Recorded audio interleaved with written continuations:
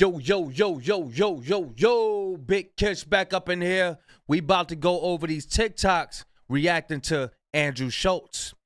We got some people up in here, man. We got some people blasting Andrew Schulz like, oh, and we got some, you know, them type of, y'all overreacting. Andrew Schulz, he was just joking.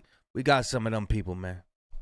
Want to laugh at Andrew Schulz all of a sudden. You know damn well you never even heard of Andrew Schulz. Like, y'all gonna see. I just wanted to put that out there. Just wanted to put that out there before y'all, you know what I'm saying? Just a little warning. That was it. But y'all know I'm like holding y'all. Without further ado, let's get it. My fault, I know I've been missing, but yo, I'm not gonna lie, I just saw this clip of Andrew Schulz and Charlemagne on a show. I forget the name of the show. Oh, Brilliant Idiots, right here. Yeah, so I saw Andrew Schulz and Charlemagne on their show, and Andrew Schulz was jacking that niggas was threatening to kill him. Let's listen to what Andrew had to say before I give y'all my 2 cents. Don't be surprised if he goes crazy. Listen, some of the Kendrick stans have been posting shit like telling me they're gonna take out my family on like pictures of my child, my daughter. God. You surprised? But this is the nature of the game. And social media. Yeah, social media. It's like, but he says that line. He says that line. His parent, his friend, some of his fans. The majority of his fans don't do anything. The majority of his fans are just like they like hip hop. They think he's a great musician. But the most extreme ones, on a picture of my 8-month baby, are going, "You better take security everywhere because I'm coming for your whole family." And this is like multiple. Crazy. So to me, that person, I don't blame Kendrick. We can't control what our fans do. But that person, I go, you're talking about my kid, man. Like, yeah. I have to screenshot you, know who you are, and if I ever see you, why you talking tough on IG Live? Peekaboo, you know my little niggas off they rocker. Nah, but no funny shit. Andrew. Now listen, I know how crazy fans could get. Now, since I've been covering this rap battle and shit, I've had stands from, you know, the Canada side of things talk crazy, but you feel me? Don't bother a nigga. So I know people can start talking crazy, but listen, when you talk about, you know, physically and sexually assaulting somebody, and then you pass it off as comedy, it's going to be really hard for people to feel for you. Now that people are, strangers are giving you similar energy and saying what they're going to do to you when they see you and shit. You feel me? And I'm not excusing it. I don't support any type of physical threat over on the internet and no threat of killing, especially under pictures of babies. Some of y'all niggas is a little crazy. Y'all need to relax. But yeah, I do not condone any of that behavior. You know what I'm saying? Just to put it out there. Nah, nobody should be threatening nobody's children or anything like that. It's all internet. Let's get it. This is the nature of the beast, gang. Like you said, it's the nature of the beast. You know that. You understand that. You can't cry wolf now because it kind of sounds like you crying a little bit, bro. Yeah. Like you set this up, bro. You talk crazy and you know these motherfuckers be crazy, nigga. You know it, Andrew. You know it. So you can't sit here and say, niggas is threatening under my pictures of my baby and shit. When you were saying that if you was locked in a cell with Kendrick, you would do X, Y, and Z and all this, you know what comes with the game, gang. Now, when it's basketball or some shit, a nigga having a bad game, and then people go under the comments, this dude family comments, and start threatening their family, that's crazy. But you can't threaten sexual assault on somebody and then be like, oh my God, people are sending me death threats. Like, you be alright, gang. But until next time, I'm out of here. Make sure you hit that follow button. Follow the backup account. It's linked in the caption, linked in the bio. You're shitting me? Everybody. This is the thing that is kind of funny about it. It's like, here you go.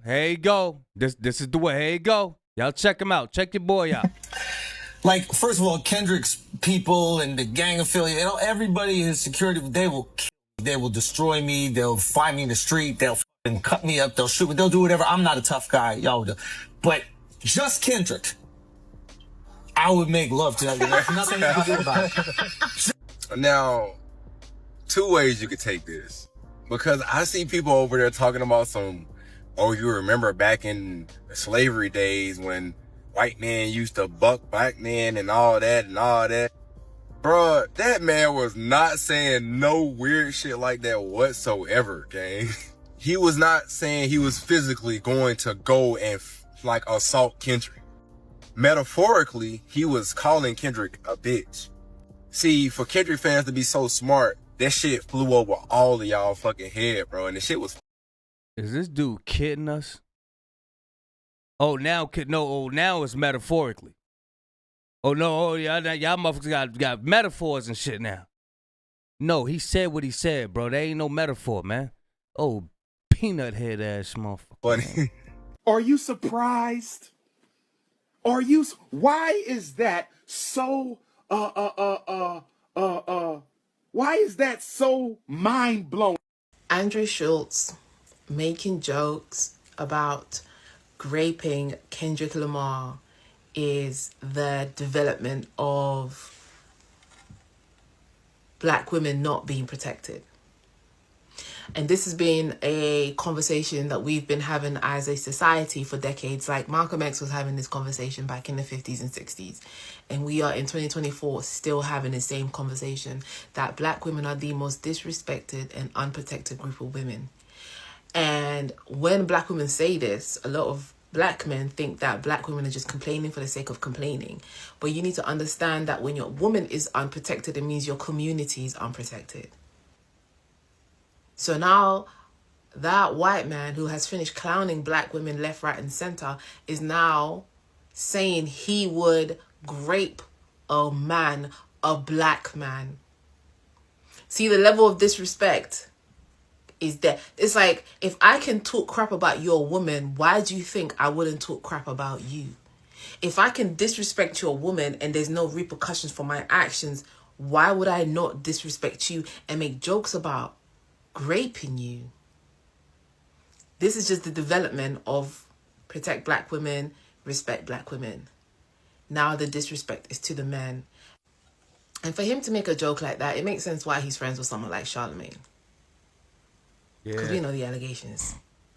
We know the allegations that have come against him by black women. So we already know he doesn't respect black women. Know what that is.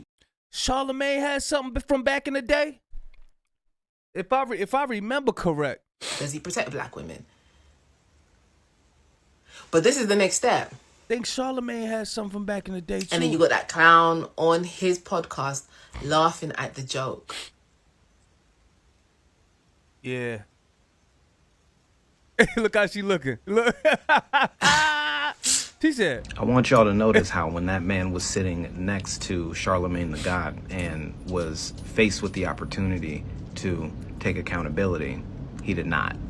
I want y'all to notice how now his response. And he looked like that cartoon. What's the cartoon, the black dude with the big mustache? He got like an afro. He looked just like that cartoon. What the backlash is to say that Kendrick fans are starting to make physical threats to him and his family. I want y'all to see how it seems to be more important for people to defend a man's freedom of speech than defend someone who speaks up for the women in his community. I think this is something we should all pay attention to. And black people, black men specifically, some of us need to start taking a hard look at ourselves. Because I see a lot of you going to bat for that man and his right to tell a joke. And calling the people in your own community soft for the fact that they don't want to tolerate disrespect. It's not just the public figures either. It's people right here on TikTok who think they're standing for something by defending what that man said or dismissing it altogether. That's not okay.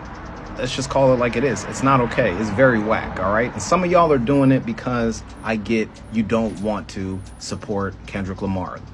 That is what it is. You don't have to like him as a rapper. You don't. You don't have to like that he won the battle. You don't. But you also should not endorse anyone, absolutely anyone, disrespecting the women in our community, the women in the black community.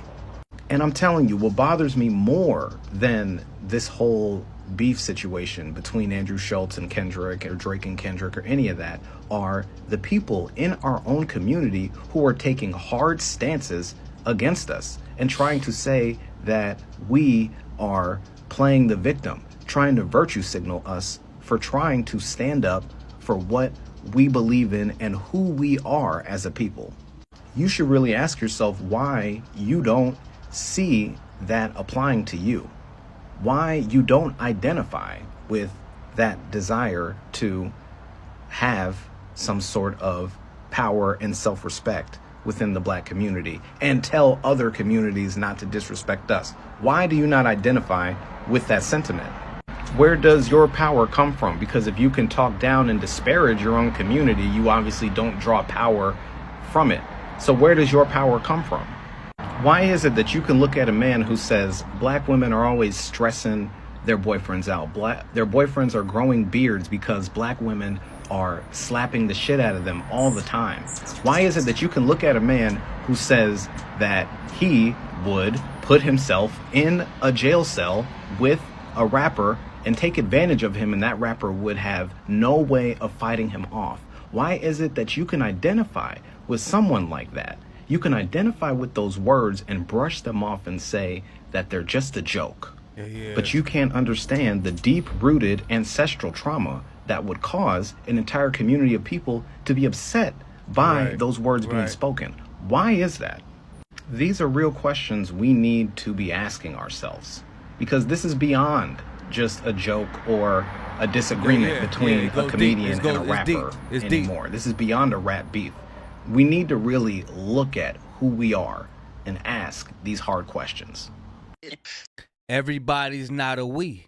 That's the thing. That's why the wheat is going to be separated from the tares. Everybody ain't the same, bro.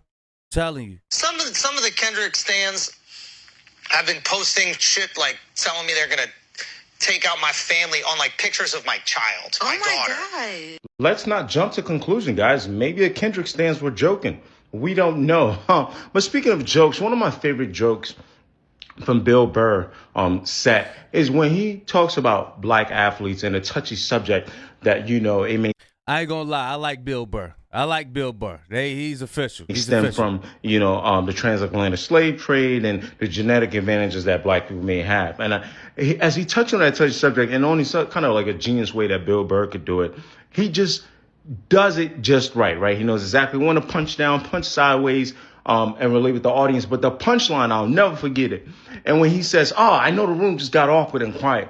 And he stops and he says, listen, I'm not saying that black people can become scientists or doctors, but I'm just saying, in a race to the microscope, you would be first. I'm just saying. And I laughed my ass off. And I thought about it. And I was like, oh, yeah, that's the difference. And that's what I've been trying to tell you. As we've now established that black people can take a joke, let's go back to Andrew Schulz here, brother. Because, again, it's not just about the fact that you're telling these jokes. You're telling these jokes that don't hit, right? You're telling these jokes with a story. It's not about them not hitting either. Not all about them not. It's not all about it not hitting. It's the fact that people seen in his demeanor, in his spirit. They seen the hatred. They seen it behind his smile. They seen how serious he was. That's what affected everybody. That's what affected. I mean, of course, emasculating a man in front of millions of people to see that too, but your intentions behind it and doubling down, like, oh, ain't nobody gonna tell me to do nothing, you know. That's what people seen. They seen it inside of you. They seen that evil spirit inside of you, bro. They seen it. Historical context to it, and you're not aware of that, right? So when you go sit there and you start immediately with essentially what you're accusing other people of, right? But then you say you know the nation of the game while still pleading for sympathy from the audience.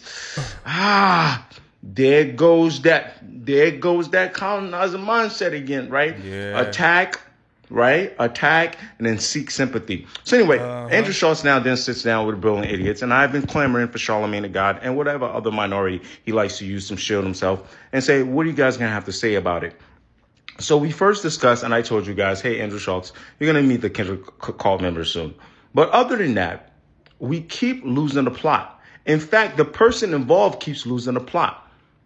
Your first error, brother, and you keep trying to muddy it up as jokes, is that people were talking about the black-white effect. You then took it as an opportunity to punch down on black women in a situation that's supposed to uplift black women. in terms of when they were interracial dating. Okay, cool. Then the next thing is you decide to, in your words, I guess, clap back at Kendrick Lamar, and you decide to use graping rhetoric, right? Okay, cool. Now you're sitting there essentially half copping pleas, half trying to justify your stuff with Charlamagne the God. And to Charlamagne the God, brother, you also going back and forth. Oh, I don't think we should be policing comedians. It's, again, not about policing comedians. But at that moment right there, when I saw Charlamagne as your black friend, I realized that was the difference between Bill Burr and Andrew Schulz. Bill Burr's black friend in comedy was Patrice O'Neal. Rest in peace to Pat. Yeah. And one thing I know about Pat, if you corny, Pat'll call you out. This idea, and these are two edgier comics than Andrew Schulz. Bill Burr to me and Patrice O'Neal, edgier than Andrew Schulz. The critique here is techniques. There's a way to do it. Cheap, you're using cheap techniques around stereotypes to get your work off. That's the bottom line. And I can't wait to see what Corey Holcomb got to say about this. Because Patrice O'Neal is edgy. He's very, very edgy. And, you know, Charlamagne, who I thought was smarter, will sit next to you, proximity to blackness, and will just condone it, apparently. That's all he's got to say to it. I'll attach both clips so you guys can watch it for yourself. But ran over. The disclaimer should be given that unlike Andrew Schulz, I don't think, even if anybody wants to joke about your family or joke about your kids, that's a good thing. I don't approve of that. Right? I got lines. But all I'm saying is if historical context, stereotypes are not your lines and doing it right, those are not lines for you, just listen. Open your ears and listen, dog. One of the most eye-opening thing about this entire beef in like the year 2024 surrounding that Kendrick Lamar and Drake beef is that you're going to start realizing what Kendrick is actually focusing on in his music, right? You're going to start realizing the mindset and the mentality behind some of these people that have taken up certain spaces within hip-hop and black culture and feel like they can speak on and to us. And it's because we've allowed them to feel that comfortable. That's the only excuse. That's the only answer. We've allowed them to feel that comfortable. For example, the other day I was having a discourse with somebody online about the whole, idea of this, right? And I see a lot of like Drake fans, a lot of them, they don't look like us, right? And it's because Drake was their pathway. Drake was their card or their pass into rap and hip. He is about to cook. I gotta rewind it. Y'all pay attention to what he's saying. He's cooking. He's cooking. I forgot I put this in. He about to cook. Look like us, right? And it's because Drake was their pathway. Drake was their card or their pass into rap and hip hop and in the black community. They felt like, hey, I like Drake, so I like rap. But they weren't really fans of like KRS-One. They weren't really fans of Rakim. They weren't really fans of Juvenile. They weren't really fans of Old Wayne. They weren't really fans of Ice Cube and Snoop Dogg and Tupac and Biggie. They weren't really fans of Nasir. They weren't really fans of Jay-Z. They have no idea what they're coming into. They just like the idea that Drake makes popular rap music. And when their past was chipped, right? When their past was called to his own authenticity, right? They started to panic because they realized that the thing that makes me acceptable in this space, that has given me or emboldened me with the vigor and the mentality and the arrogance to speak in this space that I know is not catered towards me or was not created for me, that thing has been called into question and has now taken a mar. And I need to fight to show that this pass is still worth something in this arena, because this is my only pass to speak in this arena.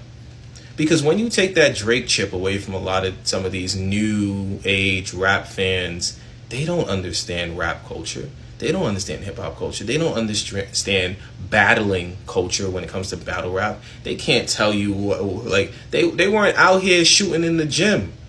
And once they realize that, they start to panic and they revert back to their factory settings. For example, I was talking to somebody, like, you know, going back and forth with the discourse. And once I started making certain points like, hey, this isn't really like pertaining to you. This is like a cultural in community thing. They're like, oh, well, you want me to be a part of the kill everybody community, kill my own community, 50% of crime, 13%. Ah, so you're not necessarily an ally. You just enjoy the popular rap music that Drake makes, but you're really a bigot.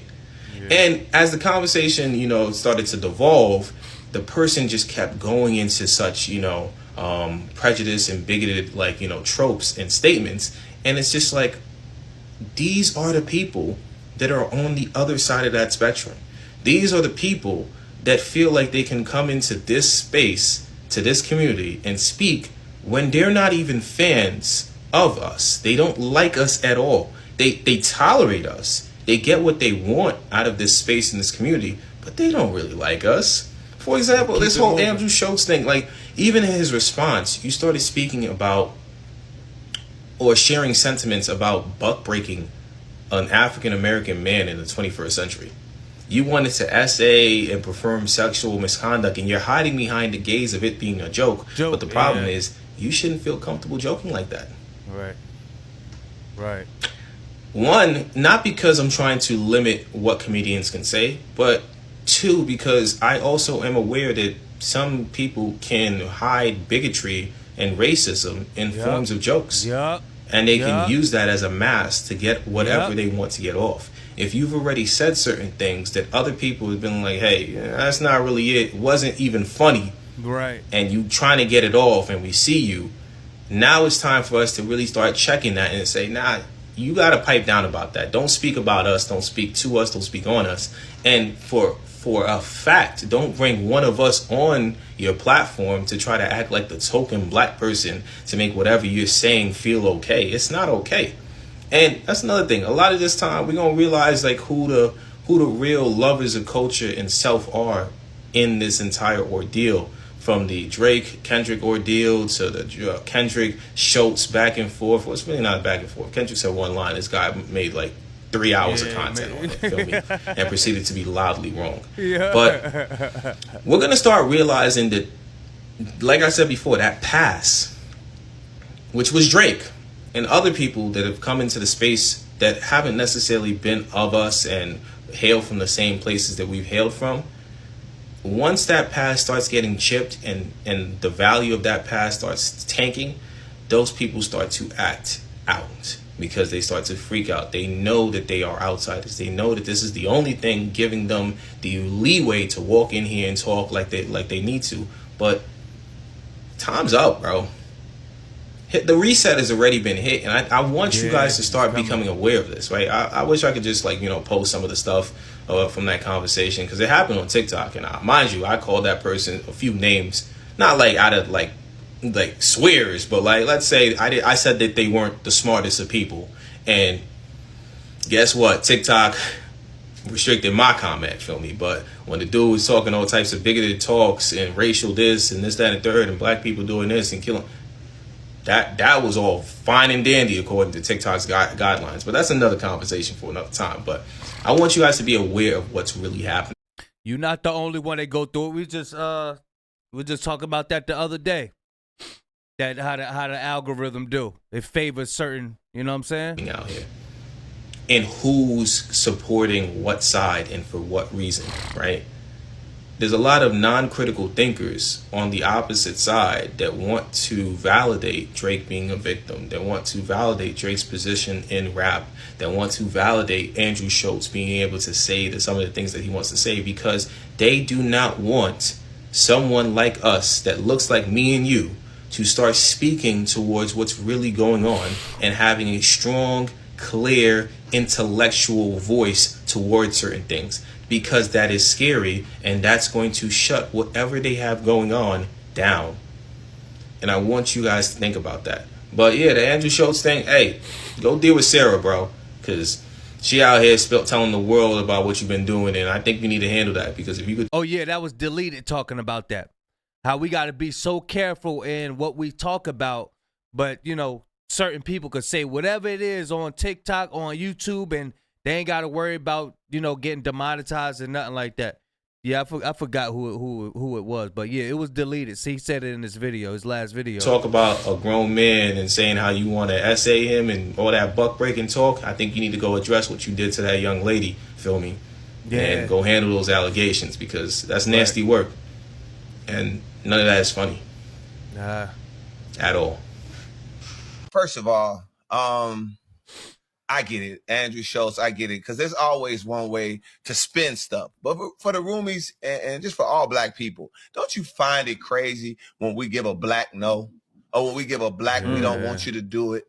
Everybody's so comfortable in our culture, but when we ask somebody from outside of our culture, just don't say the N-word. Well, y'all say it, and y'all it's in y'all music. Why we can't say it?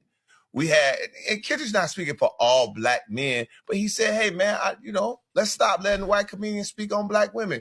He's trying to say something about black women. And then he comes back, Andrew Schulz comes back and tries to pick it apart with all of those different things that he said in there. It's just crazy. Black people say, hey, man, stop shooting us. Our lives matter. Hey, wait a minute. Don't you say anything. All lives matter. It's just the fact that everybody hates to hear a black no. And this is a side note. Andrew Schulz, you should be more, understanding and respect it. To be honest with you, no black person ever heard of you until you were standing next to one of our cultural pillars, Charlemagne.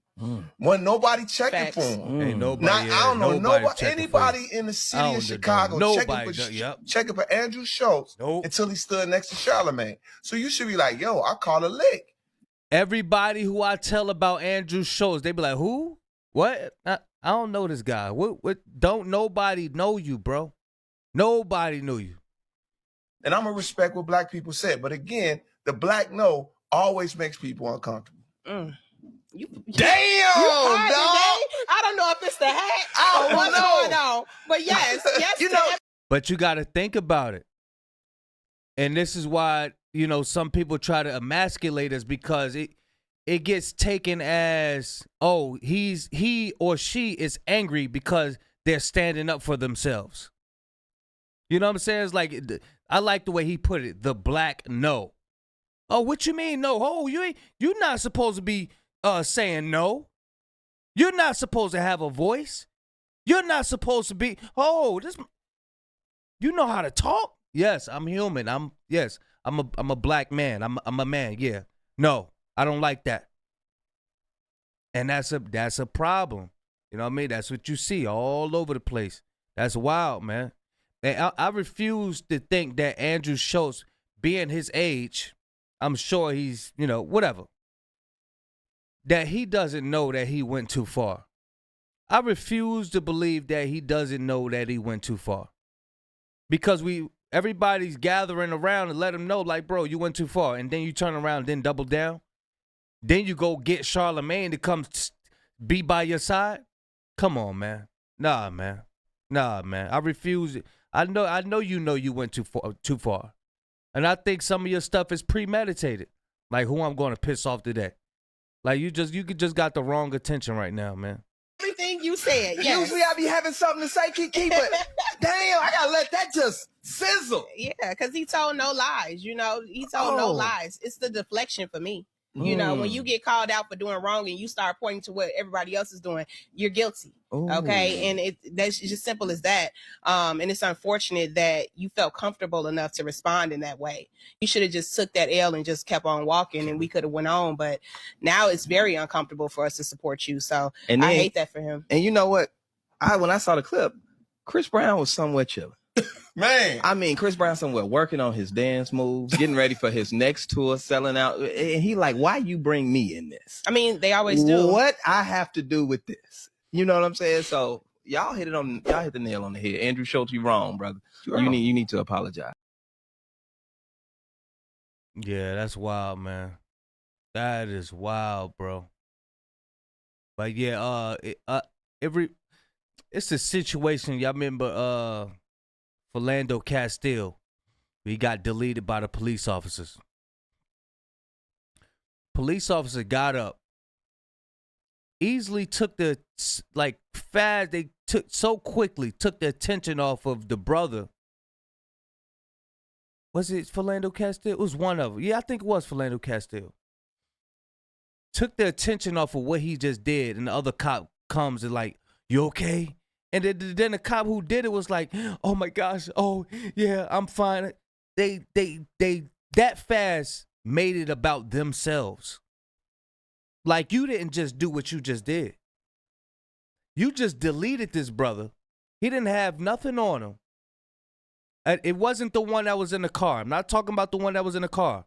I'm talking about the one that was in front of the store.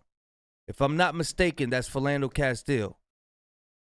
I don't remember the brother name who was in the car with his girlfriend and his baby. But it was the brother in front of the store.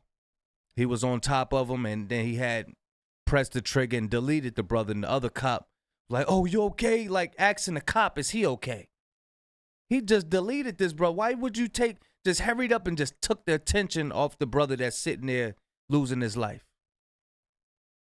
It's crazy, man. Like, we ain't supposed to have no feelings. We not supposed to have no opinion. We not supposed to be taught, oh, they ain't over there working. They not working. They talking. What you doing talking? You ain't supposed to know how to talk. It's wild, man. It's just certain spirits, man. I be seeing, be like, this shit is sad, man. This shit is sad, bro. Them days is over, man. It's wild out here, man. It's really wild. Y'all let me know what y'all think about the video, man. Big Kish signing out. I'm gone, y'all.